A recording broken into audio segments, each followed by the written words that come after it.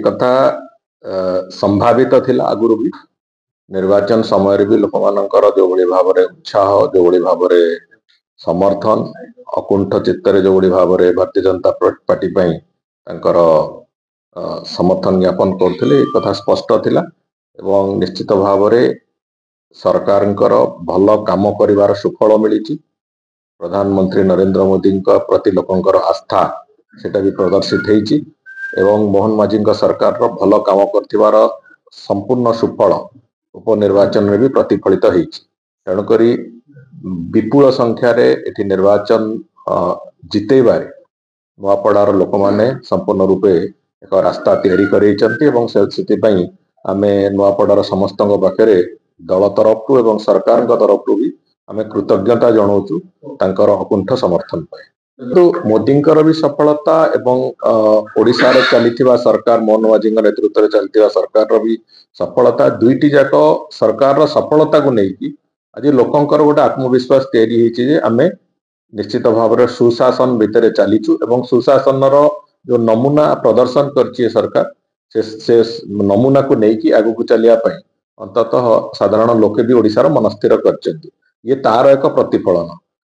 ताकू निर्वाचन रे हारुथिबा लोक पई 100 प्रकार कारण थाए कहीं से हारला तेणुक से जहाँ भी कहतु किंतु जे जितवा को जाऊँगी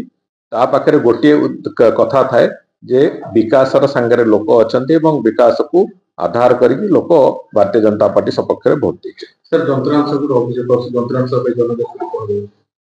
सी तो हारिबा पर तो बहुत कथा कह से जहाँ जहाँ कहते ताकू जदि तार किसी प्रमाण योग्य तथ्य अच्छी दिंतु निर्वाचन कमिशन को दिंतु साधारण लोकों भी रखु तो आम से कथार विश्वास करूँ किंतु हारिबा परे साधारण भाव में बहुत लोग बहुत प्रकार मत दियंती तेणुक से मतर किसी मूल्य न था।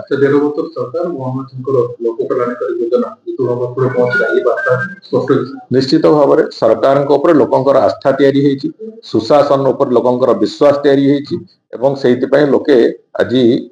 भोट दबार प्रक्रिया रे संपूर्ण रूपे भारतीय जनता पार्टी को अकुंठ चित्तर समर्थन कर खाली समर्थन में अकुंठ चित्तर समर्थन कर निश्चित भाव में आज देखु गोटे सरकार जिते बड़े प्रथम करी आम जिते आसिलु से नुआपड़ा बासी से विजु जनता दल को भोट देते 2024 निर्वाचन तार कारण थिला भितर भी हुए तो संदेहर प्रश्न थिला जे सरकार नुआ सरकार आसिले केमिति काम करिवो कोन नै किंतु आज तारीख रे आज भारतीय जनता पार्टी 1.5 वर्षर परफॉर्मेंस को देखिकी सेमाने भी निष्पत्ति नेले नहीं जो सरकार राज्यर वास्तव विकास करुच्ची निस्वार्थपर भाव में राज्यर सेवा करुच्ची एवं राज्यर विकास रे जो सरकार संपूर्ण रूपे सहभागिता नूतन योजना रे जो मानकर नुआ चिंताधारा अच्छी से आम संपूर्ण समर्थन दबा बोली से आधार रखिकी लोके विश्वास कर वोट भी देते। निर्वाचन निश्चित भाव में पश्चिम ओडिशार